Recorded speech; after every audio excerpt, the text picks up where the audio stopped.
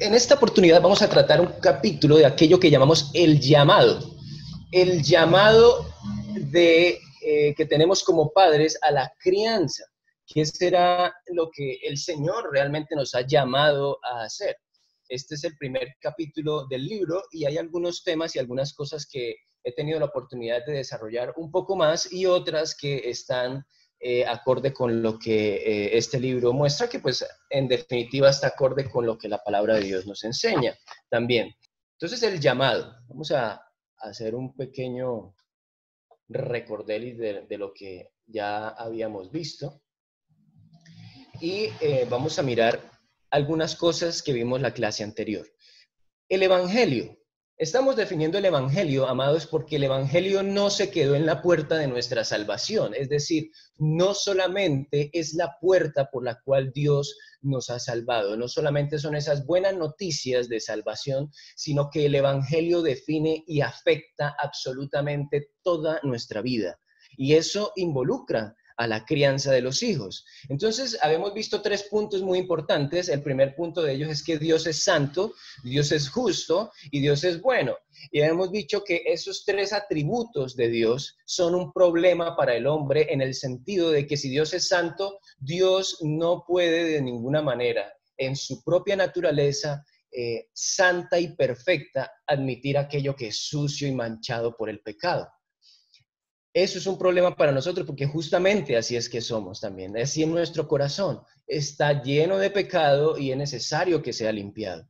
Del mismo modo, Dios es justo y por ende Él es el estándar de justicia y ese estándar es tan elevadísimo que nosotros no podríamos llegar a Él nunca jamás por nosotros mismos. O sea que aun cuando una obra nuestra se pudiese llamar justa, en Isaías le llama un trapo de inmundicia. Porque el más justo de los justos es Dios. Eso también es un lío para nosotros, porque esto quiere decir que si el estándar es tan elevado, entonces ninguno de nosotros lo pasa. Y Dios es bueno. Por ende, si Dios es tan bueno, entonces Él no puede permitir que nosotros hagamos daño a alguien cuando pecamos y no dejarnos sin retribución. En conclusión, el hombre que es pecador y con un corazón inclinado naturalmente hacia el pecado merece el juicio de Dios y su ira. Y todos nosotros lo merecemos. Porque el hombre, nosotros somos tan deudores de Dios, que nosotros estamos pecando desde que tenemos uso de razón y lo hemos hecho hasta el día de hoy. Entonces debemos mucho, demasiado diría yo, tanto, amados, que no podemos pagar. ¿Qué quiere decir eso? Que Dios era el único que podía proveer el medio de salvación. ¿Quién era el medio de salvación? ¿Y quién es? Es Jesucristo, es nuestro Salvador. Esa es la buena noticia, que parte de una mala. Tú y yo estábamos condenados, pero Dios proveyó esa buena noticia que es a través de Jesús nosotros podemos ser salvados a través de la cruz y a través de su sacrificio a todo aquel que en él cree. Este es salvado. Entonces el Evangelio, amados, de esa manera define quién es Dios, quién es el hombre y quién es su Salvador. ¿Por qué eso afecta a la crianza? Porque si yo sé quién es Dios, entonces yo también sé quién soy yo. Y si yo sé quién soy yo, entonces yo también sé quiénes son mis hijos. Y si yo sé qué es lo que yo necesito para poder ser rescatado de este cuerpo de muerte que siempre está inclinado hacia lo que es incorrecto, entonces yo sé qué es lo que mis hijos necesitan. ¿Es correcto? Por esa razón, amados, es que el entendimiento correcto, la vivencia diaria de lo que el Evangelio es, me permite tener una crianza asertiva. Si yo no lo entiendo, entonces espero que mis hijos den un fruto que no pueden dar. Si yo no entiendo lo que el Evangelio es, entonces yo pongo una pesada carga sobre los hombros de mis hijos que ellos no pueden dar. Eso significa que tú y yo no podemos exigirle a nuestros hijos porque tienen una tendencia maliciosa o un corazón que se inclina hacia el pecado. No, mis amados, tenemos que exigirles a nuestros hijos también. Pero además de exigirles, nosotros les mostramos el camino por el cual su obediencia es eficaz. ¿Y saben cuál es? Es Cristo.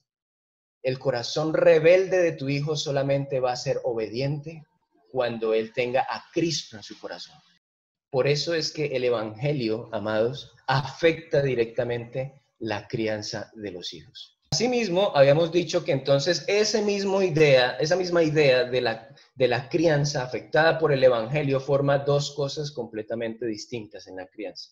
Hemos visto una crianza posesiva y también una crianza de embajador, ¿sí? La crianza posesiva es aquella que se identifica porque sus hijos son solo míos, y son solo míos, y si queda un espacio, entonces son míos. Al mismo tiempo, hay otra crianza, que es la crianza de embajador, que entiende que los hijos son del Señor, que son herencia del Señor y que yo solo soy un representante. Y eso, mis amados, afecta 4 puntos, muy importantes. Número 1, la identidad. El padre que es posesivo tiene una identidad que depende completamente del hijo. Es decir, ¿quién es el hijo? Depende de lo que... ¿Quién es el padre? Perdón, depende de lo que el hijo determine. Depende de cómo se porte. Depende de... Entonces, todo está definido acorde con el hijo. O sea que el hijo se ha sentado en el trono del Señor, ¿cierto? Y define completamente lo que el padre es. Pero en la crianza de un embajador no sucede de esa manera. El Señor define tú quién eres. Tú no eres lo que tus hijos definen que tú eres. Tú eres lo que el Señor ya dijo que tú eres. Entonces nosotros vemos a esos padres afligidos porque tienen una idea equivocada de quién son. Al mismo tiempo, tenemos el trabajo. ¿Quién define cuál es el trabajo que nosotros debemos llevar a cabo? En la crianza posesiva, el trabajo es que los hijos lleguen a hacer algo en la vida. Y eso es nada más el único trabajo que tienen. Mientras que el padre embajador entiende que su trabajo es ser un instrumento en las manos de Dios. Un instrumento para afectar la vida de esta criatura, de este niño, de este hijo. Entre tanto, el éxito, por otra parte, en la crianza posesiva, se define por una serie de indicadores, una serie de cosas que me indican que yo soy un padre exitoso. Si mi hijo hace esto, si mi hijo hace aquello, si mi hijo hace esto y el otro, aunque su corazón esté perdido. Pero en la crianza de un embajador, el éxito no lo define que sus hijos hagan esto o aquello. El éxito lo define el hecho de que tú y yo hagamos lo que Dios nos ha mandado a hacer. Eso es un padre exitoso. Un padre exitoso es aquel que hace lo que Dios le dijo que hiciera. Lo contrario, no estamos cumpliendo con el plan de Dios. ¿Qué es un padre exitoso? Aquel que cumple con el plan de Dios para su familia. La reputación en la crianza posesiva, la reputación son estos hijos que son como trofeos exhibidos por el padre, ¿no? Que exhiben sus éxitos o sus fracasos. Entonces nosotros vemos esa reputación de esos padres que depende completamente de cómo sus hijos se ven. Y eso, amados, en muchos casos forma hijos con máscaras, que quieren y se muestran, mejor dicho, se muestran como su padre quiere verlos, de tal manera que no son auténticos, son falsos. Porque lo único que velan y hacen es por la reputación de sus hijos, de sus padres. Mientras que en el caso del embajador, estos hijos, entiende que estos hijos pecadores lo van a exponer a vergüenza y a malos entendidos, así como ya me imagino que muchos de ustedes lo han visto. Ustedes se han sentido avergonzados por cosas de sus hijos, ustedes se han visto en malentendidos por cosas de sus hijos, pero aún así su reputación como cristiano, como persona que ama a Dios y que hace lo necesario por su hijo, no, amados, está en juego por eso. No está en juego por eso.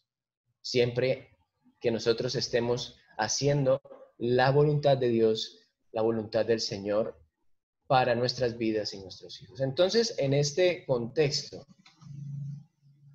¿cómo podemos nosotros decir o afirmar acerca del llamado? Entonces, vamos a ver este principio. Nada, amado, mira esto, nada es más importante en tu vida que ser un instrumento para formar el alma de una persona. Qué privilegio tan enorme que a través del desarrollo y la exposición de esto que planeo aquí mostrarles en esta noche, espero que usted y yo podamos estar tan convencidos de que el servicio a Dios en la crianza es un privilegio y no una maldición. Es un privilegio y es una bendición dada por Dios. Entonces, cuando decimos acerca del llamado, ¿a qué nosotros nos estamos refiriendo? O sea, el llamado en este caso se refiere al propósito que tiene algo, a la meta final, aquello que ha sido determinado por Dios para alguna cosa. Nosotros sabemos que hay cantidad de cosas desde la creación, y algo que me encanta de la creación, un buen tema para enseñar a los niños, por cierto, y que está en un pequeño corte comercial. Tenemos esa historia en nuestro canal Semillas, entre y verá. Ahí lo puede encontrar y le enseña eso a los niños. Entonces, todo lo que Dios hizo en la tierra, hasta los zancudos, por raro que parezca, tienen un propósito. Todo, absolutamente todo en la creación tiene una razón de ser. O sea que Dios no está jugando a los dados, amados. Él no dijo, vamos a ver cómo resulta. No, cada vez que Dios hizo algo, Dios lo hizo con un propósito determinado. Ahora, obviamente, si tú estás sin Dios, el creador, el que ha diseñado las cosas, tú no puedes saber para qué se puede usar algo. Es decir, hasta que tú no tienes al creador, hasta que tú no tienes esa comunicación con el creador, hasta que tú no tienes el manual del creador, tú no tienes idea para qué realmente son las cosas. Y en eso se ha perdido el corazón vano del hombre, en tratar de reinventar lo que Dios ya dijo cómo era. Entonces hoy en día tenemos una serie de cosas que han tratado de tergiversarse, de dañar el plan y el propósito original de Dios. Y una de las cosas que va a ser más atacada, evidentemente, amados, es la familia. Así como tú y yo lo vemos hoy, ¿sí o no? La familia ha sido tremendamente atacada. Entonces hoy tenemos una serie de ataques por todos lados en cuanto a la ideología de género, por ejemplo, válgala mencionar en este punto, ¿verdad? Que entonces ya el hombre no es hombre porque nació con su sexualidad como un hombre, sino que depende de lo que él quiera hacer. Díganme si eso no es un atentado directo contra la familia. Y claro que hay que atacar la familia, porque la iglesia, la nación y toda la humanidad se debilita en el momento en el que la familia pierde su identidad original. O sea que si nosotros aún siendo cristianos, teniendo la palabra de Dios, estamos perdidos en el propósito original de la familia, entonces, ¿qué puede haber para el resto? ¿Qué puede haber para el resto? Sí, entonces tenemos que abrir la palabra de Dios y darnos cuenta cuál es el llamado que Dios ha hecho para la familia. La familia, amados, es el primer lugar donde conocemos quién es Dios y vamos a ver eso en breve. Entonces vamos a dar una definición bíblica. Vamos a dar una definición bíblica y nos vamos a detener aquí un momentico en esto. Muy bien.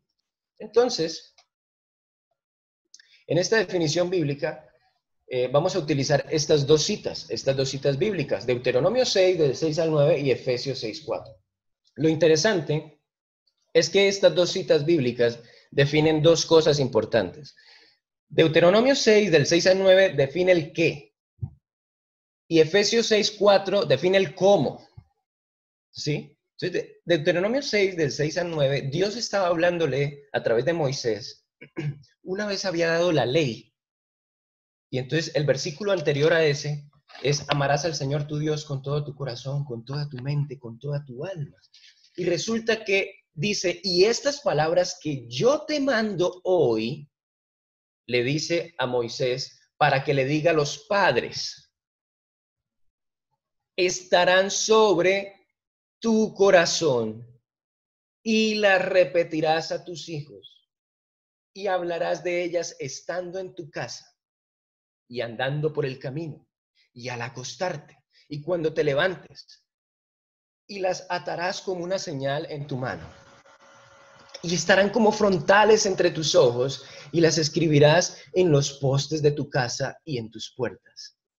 Entonces, La primera cosa interesante que este versículo nos muestra es que Dios no nos manda a enseñar y a repetir inmediatamente, sino que primero nos manda a que estén sobre nuestro corazón. Lo que quiere decir que la enseñanza, el qué, lo que tú vas a enseñar a otro, primero tienes que asegurarte que esté en ti. Y cuando esté en ti, entonces tú tienes autoridad para decirle a otro que lo haga. Eso es algo clave en la autoridad. La autoridad mucho tiene que ver con el servicio, pero es el primero que tiene que servir y aplicar lo que dice la Escritura, eres tú en tu propia vida. Y ahí es donde está el asunto. Eso se llama, amados, coherencia. ¿Cuántos muchachos no quieren regresar a la iglesia porque no ven coherencia entre lo que sus padres hacen en la iglesia y lo que viven en su casa? Eso es un problema. Entonces nosotros necesitamos ser coherentes. Por eso el Señor, fiel Señor, sabio Dios, nos dice, estarán sobre tu corazón primero. Y cuando estén sobre tu corazón, estas palabras que no ha mandado cualquiera, sino que Dios las mandó. Y no solamente las palabras de la ley, sino toda la Escritura. Entonces las repetirás a tus hijos y hablarás de ellas estando en tu casa, andando por el camino, al acostarte y cuando te levantes, y las atarás como señales en tu mano. ¿Qué es lo que entonces vas a enseñar? Las palabras que el Señor nos mandó. ¿Y cuándo? Esto es muy interesante. Y las repetirás a tus hijos y las hablarás de ellas estando en tu casa, andando por el camino, al acostarte, o sea, en todo tiempo, en todo momento. La cuestión es, amado, como vamos a ver más adelante, si no tenemos y no sacamos el tiempo para enseñarles, entonces no estaremos cumpliendo con este mandato. O sea que están sobre tu corazón, pero también fíjate de sacar el tiempo necesario para enseñarle a tus hijos lo que ellos tienen que aprender acerca de qué, de quién es Dios. ¿De quién es Dios? Tantas cosas ocupan nuestro tiempo, amados, pero lo más importante es este qué, estas palabras que Dios nos mandó y las cuales debemos repetir continuamente. ¿Sabes por qué? Porque es el único medio que tú y yo vamos a tener para poder dar y ver transformación en el corazón de ellos. No hay otra manera, amados, no hay otra forma. Entonces, ¿qué vas a enseñar? Lo que Dios nos mandó, lo que está en su palabra. ¿Cómo lo vas a hacer? Repitiéndolo. ¿Cuándo? En todo tiempo. Y aquí viene este otro cómo. Entonces, este cómo es muy importante porque si nosotros hubiéramos dejado el y las repetirás a tus hijos y hablarás de ellas estando en tu casa y no sé qué, una cosa es ese que puede tener un mal cómo. Explíqueme eso, por favor, porque no lo entiendo. Ese que, aunque sea la palabra de Dios, amados, puede tener un mal como en el sentido de que Efesios 6:4 dice, y vosotros padres no provoquéis a ira a vuestros hijos. ¿Cómo así? Lo que quiere decir es que tú puedes tener la idea correcta de lo que tienes que enseñarle a tus hijos acerca de quién es Dios, pero hacerlo de la manera incorrecta. Y de esa manera lo vas a provocar a ira y no lo vas a formar en amor. ¿Qué quiere decir eso?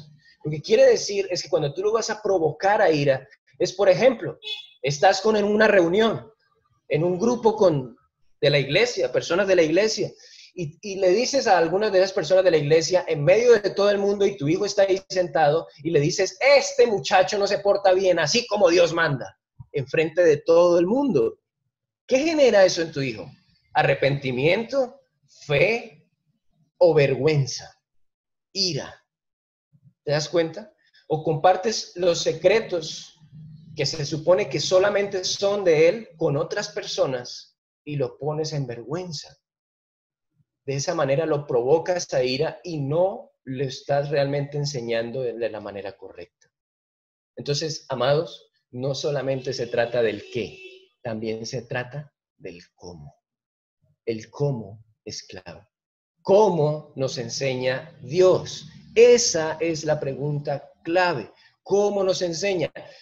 ¿De verdad nosotros esperamos que Dios publique nuestros pecados para que entonces podamos arrepentirnos? Que Dios nos avergüence delante de otros para que podamos arrepentirnos.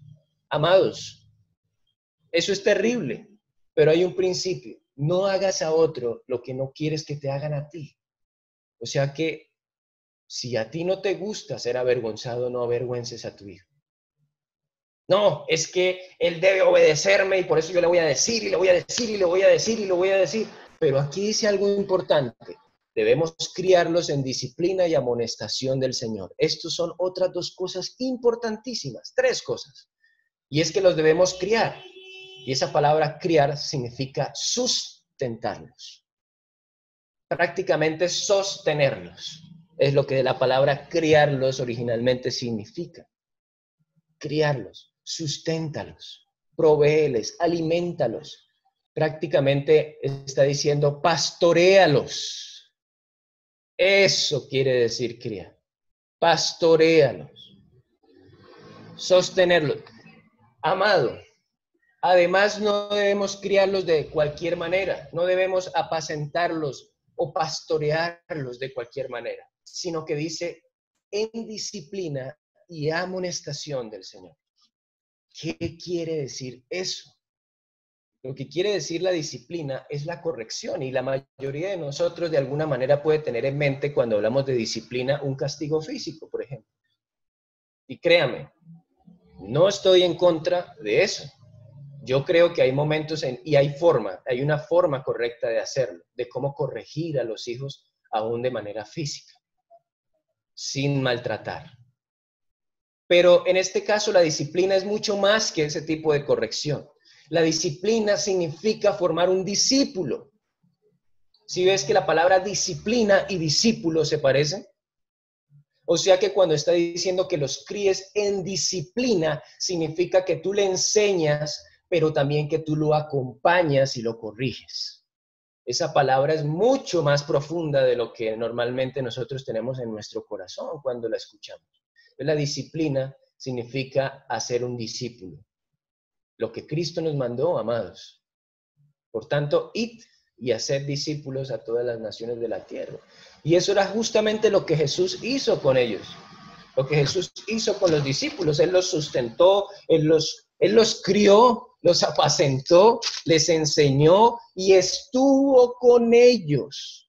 Él no les mandó una carta para ver si ellos entendían o no entendían. Jesús estuvo 24/7 con sus discípulos para enseñarles y ver lo que aprendían, para corregirlos de manera peripatética. Yo no sé si usted alguna vez había escuchado esa palabra.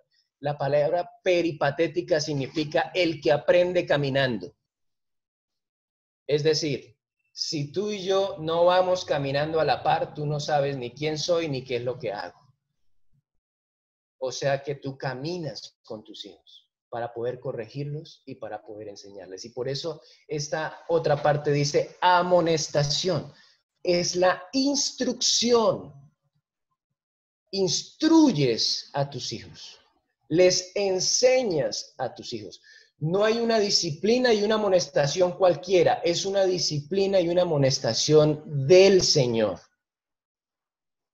Es decir, que de esa manera es que nosotros enseñamos a nuestros hijos y en lo que los enseñamos. ¿Qué es lo que le instruimos? ¿Qué es lo que lo corregimos? ¿En qué los sustentamos? ¿En qué los formamos con amor? En que Dios es. Que Él es la solución para ellos. Definitiva para su corazón rebelde. Él es la solución. Lo que me gusta de esto, amados, es que es un plan, es un llamado que no se limita a una edad. Tú tienes un hijo de 5, 3, 4, 21 años, aún así tú sigues instruyéndole, aún así tú sigues enseñándole, aún así tú sigues corrigiéndole en muchos momentos. Ya igual, no igual que cuando era un niño, por supuesto, pero sigues haciendo el trabajo, formándolo en amor hasta el final. Entonces, recordemos un qué y un cómo que se define de la palabra de Dios. ¿Qué les enseñamos? ¿Quién es Dios? ¿Cómo lo hacemos? No provocándolos a ira, sustentándolos, corrigiéndolos, haciendo de ellos un discípulo e instruyéndolos en la... Entonces, ¿qué podemos decir entonces del llamado? Entonces, el llamado del Padre es ¿qué? Instruir a los hijos para que conozcan quién es Dios, así como acompañarlos y cuidarlos en todo este proceso, disciplinándolos o corrigiéndolos para que vean la cruz de Cristo y su único camino redentor. Ese es el propósito llamado de la crianza. Qué privilegio, amados, tan enorme. Qué privilegio tan grande que tenemos. Es un privilegio grandísimo porque entonces, ¿cómo es que Dios utiliza personas tan frágiles, tan falibles como nosotros, amados? Porque lo somos, ¿cierto que sí? Somos débiles, esto no es natural en nosotros. Nosotros no queremos hacer esto de manera natural. Nosotros queremos evadir este tipo de cosas porque sabemos que son difíciles, porque no queremos hacerlo.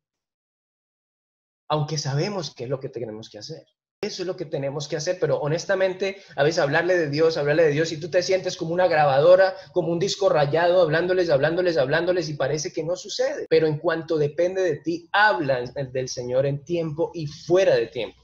Eso es lo que nos corresponde. Tú no puedes ocupar el rol de Dios, tú no puedes cambiar el corazón de Dios, tú no puedes cambiar el corazón de tus hijos, perdón, tú no puedes cambiar ni siquiera tu propio corazón. Solamente puedes descansar en Dios, pero hacer lo que tenemos que hacer. ¿Qué es lo que tenemos que hacer? Instruir a los hijos para que conozcan quién es Dios. Y entonces tenemos desafíos en este proceso porque, amados, como les digo, no somos naturalmente puestos en esto. Y cuando nosotros nos confrontamos con lo que la palabra de Dios dice, nos damos cuenta de cuántos errores cometemos en el proceso de crianza. Pero Dios es misericordioso para hacernos volver al camino. Estas situaciones que son del diario común. Tienes a tu hija sentada ahí y le pones el plato y botó todo lo que estaba en el plato y no quiere comer y no quiere comer y no quiere comer por más que el avión, por más que lo que sea que intentes hacer, no quiere comer. Y te das cuenta que esta niña apenas está en preescolar y tiene un corazón y tú dices, ¿cómo hago? ¿Qué puedo hacer? ¿Qué va a pasar cuando esté más grande? Cuando tu hijo te hizo una tremenda pataleta en el centro comercial y no sabes cómo actuar, entonces tú dices, instruir en quién es Dios, ¿cómo hago esto en este momento? ¿Verdad? Tienes de pronto un hijo adolescente que no habla, está en un mundo desconocido, lo único que hace es caras cuando quiere o no quiere hacer algo, te mata su silencio, su continuo aislamiento con su celular. No sabes cómo hablarle, ni cómo hacerle pensar, qué es lo mejor para él. No tienes idea de... te mata no conocerlo, no saber qué es lo que quiere. ¿Qué es lo que quiere hacer? ¿Qué será lo que quiere de la vida? Como que parece que no está satisfecho con nada. Un hijo adolescente. Tu hijo tomó algo sin permiso de tu casa, aun cuando tú le habías dicho que no lo hiciera. Desobedeció lo que le dijiste y no obstante te das cuenta cuando llegas del trabajo tarde y cansado. ¿Puedes imaginar esa situación? Entonces tú dices, instruir en quién es, ¿cómo hago este proceso tan difícil? Entonces está aquí la pregunta, ¿no? Entonces es imposible cumplir este propósito tan bonito que suena, pero aparentemente tan imposible.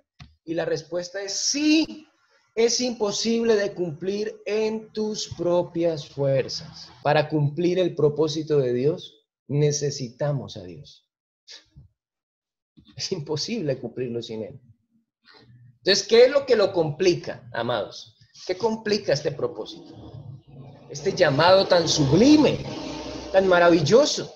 ¿Qué lo complica? Tenemos unos enemigos de este llamado. Y la primera cosa con la que peleamos en nuestro corazón, mis queridos y amados padres, es nuestra propia naturaleza, nuestro corazón. Nosotros, la palabra de Dios dice ahorita, como lo vamos a analizar, que allí donde está nuestro tesoro, allí está también nuestro corazón. Entonces, en esencia, como dice Paul David Tripp, nosotros somos cazadores de tesoros. ¿Por qué cazadores de tesoros? Porque nuestro corazón siempre va detrás de un tesoro. ¿Y cómo definimos qué es ese tesoro? Es lo más valioso que hay para ti. ¿Qué es lo más valioso que hay para ti? Porque eso que es más valioso que aquello a lo que tú le dedicas tu vida es, si no es Dios, es un ídolo. Nosotros somos más sofisticados, amados, que hacer ídolos de yeso y arrodillarnos delante de ellos. Mucho más sofisticados que eso. Que hacer un ídolo de piedra o adorar al sol o la luna. Mucho más sofisticados que eso, porque el corazón del hombre hace un ídolo, hace un Dios de cualquier cosa. Y vamos a ver algunas de esas cosas para las cuales el corazón se vicia de manera muy fácil. Y de alguna manera terminamos detrás de eso, haciendo de eso nuestro Dios. Miremos algunas de esas cosas. Entonces, aquí está la cita bíblica. Mateo 6, 19 al 21. No os hagáis tesoros en la tierra, donde la polilla y el orín corrompen, y donde ladrones minan y hurtan, sino haceos tesoros en el cielo, donde ni la polilla ni el orín corrompen, y donde ladrones no minan ni hurtan, porque donde está vuestro tesoro, allí estará también vuestro corazón. Entonces la cuestión es, esos tesoros que tú estás haciendo son para la eternidad. Lo que tú inculcas en tus hijos en este lado de la eternidad dura por la eternidad. Cuando se trata de Dios, cuando se trata de la palabra de Dios, eso dura por la eternidad. Entonces la pregunta es, ¿lo que es más valioso para ti dura por la eternidad o se daña un día? Hay un dicho que dice por ahí, uno se muere y nada se lleva. Nada se lleva porque todo lo de este mundo es pasajero. ¿Eso quiere decir que es malo que queramos tener cosas? No, mis amados, qué bueno que podamos tener cosas. El problema es cuando hacemos de esas cosas algo más importante que lo que Dios nos ha mandado a hacer. Ese es el problema. Cuando lo hacemos más importante que Dios mismo. Ese es el problema. Y con eso luchamos. Y entonces me pareció supremamente interesante esta frase que dice Paul David Tripp en el libro. Dice, ahora esto es difícil de aceptar, pero debe decirse. Me gusta su honestidad, su sinceridad. Dice, o la crianza de tus hijos es uno de tus mayores tesoros y lo demuestras con, ojo, tus decisiones, palabras y acciones diarias, o sencillamente no lo es. O es o no lo es. Eso solamente tú y Dios lo saben. Ahora, ¿cómo podemos ir definiendo estas cosas? Entonces, el primer enemigo que quiero mostrarles es el amor excesivo por las posesiones materiales. Una vez más, no es que sea pecado querer tener cosas. El problema es que esas cosas son toda nuestra vida. Entonces, mira, ¿cómo sabes que eso está haciendo y está ocupando un rol importante en ti?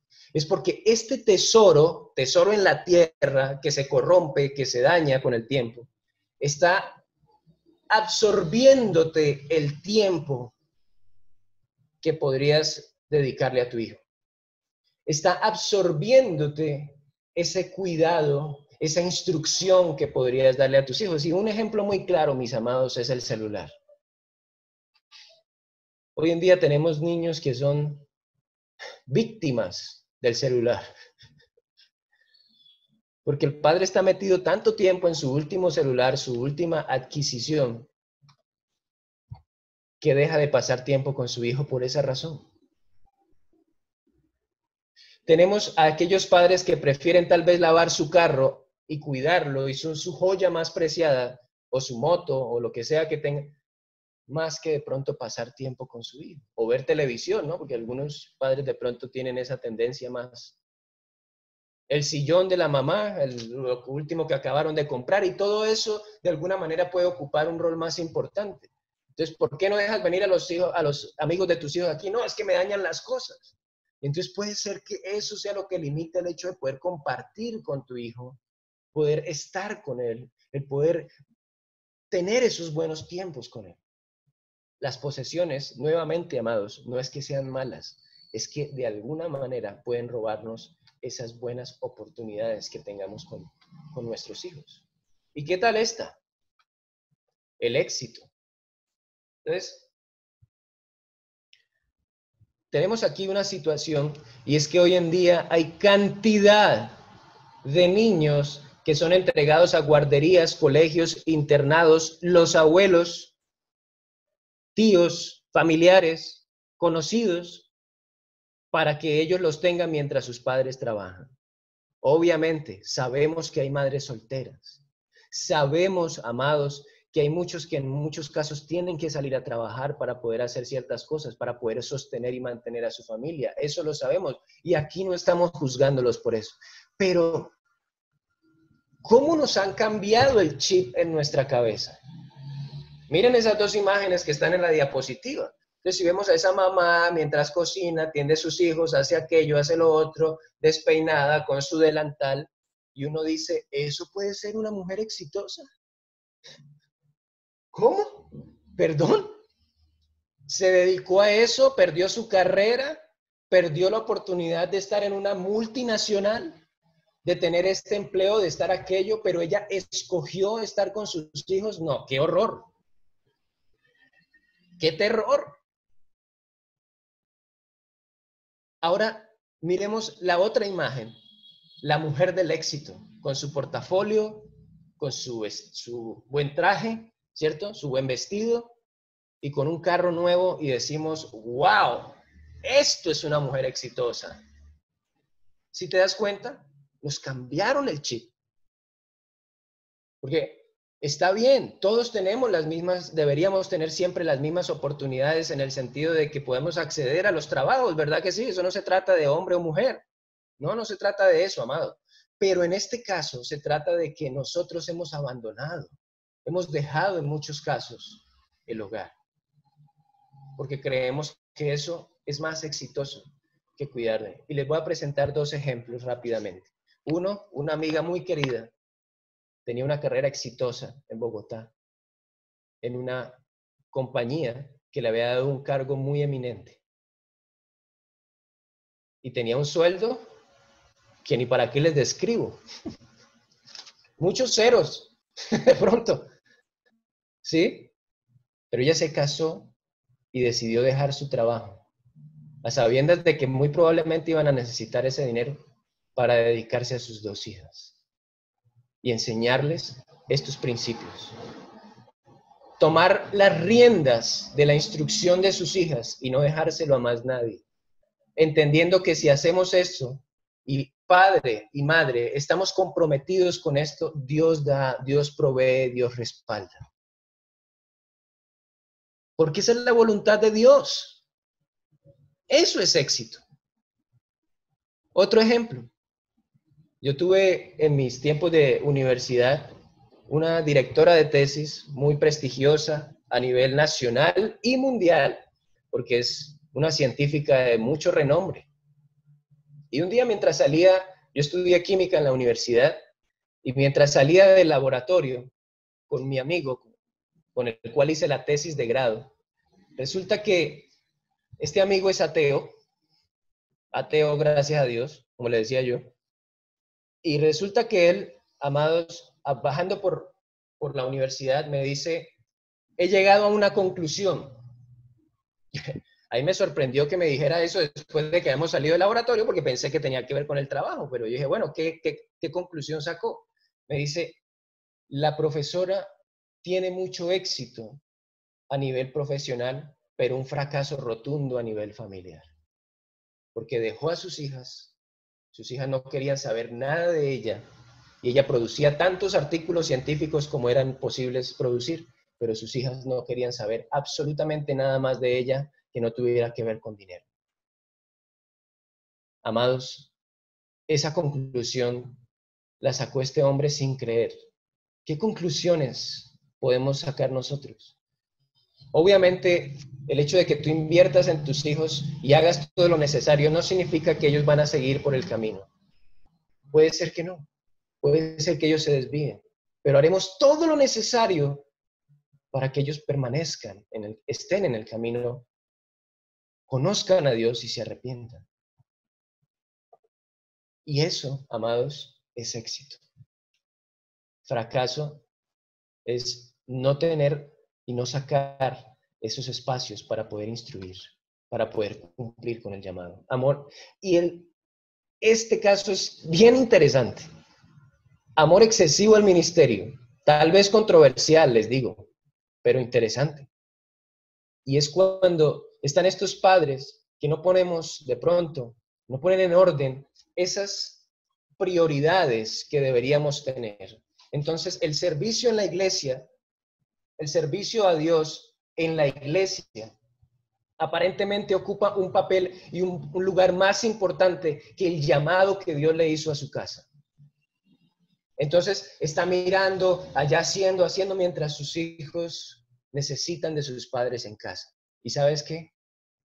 Con dolor lo digo, en muchos de esos casos excesivos, estoy hablando, no tiene nada de malo servir en la iglesia y ojalá todos lo hagamos y todos sirvamos al Señor, pero también tenemos que entender que el servicio a Dios no solo es en la iglesia, es en tu casa, con los tuyos, con tu familia, con tu esposo, con tus hijos.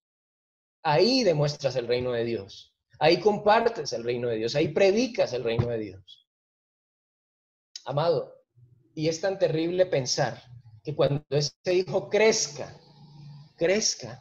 de pronto pueda llegar un momento en el que él diga, yo no quiero saber nada de ese Jesús que me separó de mi papá. No, nosotros no estamos para cumplir unos mandamientos y romper otros. Amados, si Dios nos llamó a instruir en nuestra casa, Él no nos pide que abandonemos nuestra casa para hacer otra cosa. Si Él nos dice que instruyamos en nuestra casa, ¿sí?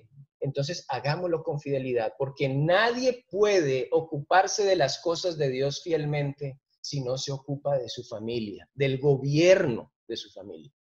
Ahí están estas citas bíblicas que por cuestión de tiempo no las podemos leer, pero usted las puede anotar y leerlas. Tito 1 del 6 al 15, 1 Timoteo 3 del 1 al 13. Y la prioridad que da a Tito y a Timoteo para aquellos que sirven en la iglesia son aquellos que saben gobernar su casa. O sea que mejor es primero componer las cosas de nuestra casa para luego poder ir y hacer varias otras cosas. O poder realmente hacer las dos cosas al tiempo, porque es una prioridad el poder instruir a los de nuestra casa. Entonces, mi querido y amado, ya vamos concluyendo. Este plan maravilloso que Dios nos dio como padres, de instruir a los hijos para que conozcan quién es Dios, así como acompañarlos y cuidarlos en todo ese proceso, disciplinándolos, corrigiéndolos, para que vean la cruz de Cristo y su único camino redentor. Es algo que solo tú puedes hacerlo. Eres tú el llamado a hacer esto. ¿Alguien allá afuera puede enseñarles? Claro que sí, pero si tú los tienes 24/7 en tu casa, ¿quién más puede ser el indicado sino tú para hacerlo? Este es el llamado. Entonces, amados, este llamado no lo puede cumplir la iglesia. ¿Por qué? Los llevamos a la iglesia dominical, les hablamos de la historia, les hablamos de la palabra de Dios y solo los tenemos 1 hora y media. Eso es todo. No podemos ocupar tu rol. El único rol que tiene la iglesia con ustedes como padres es hacer esto que estamos haciendo, que podamos entender cuál es el llamado acorde con lo que la Escritura dice. Y eso debe inspirarnos a hacerlo. Entonces nos muestra la verdad de las Escrituras. El colegio solo ayuda en el proceso. Y lo puse con un interrogante porque ¿tú sabes qué le enseñan a tus hijos en el colegio? ¿Tú sabes quién es el profesor de tus hijos? Si es una persona que por lo menos es moralmente correcta, que le enseña que Dios no existe, que la sexualidad es una invención humana, que la familia puede ser de cualquier naturaleza. Eso también es importante.